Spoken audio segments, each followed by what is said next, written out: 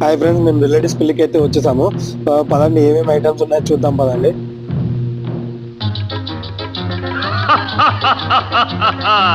వివాహ భోజనంబు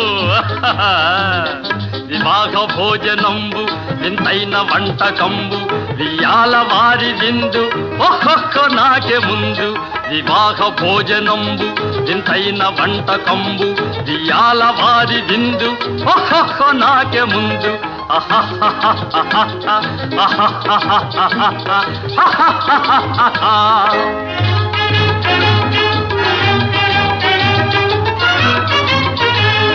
ఔరౌర గారెలల్ల అయ్యారె బూరెలిల్ల, ఔరౌర గారెలల్ల అయ్యారె బూరెలిల్ల, ఒక్కోరె అరిసెలుల్ల.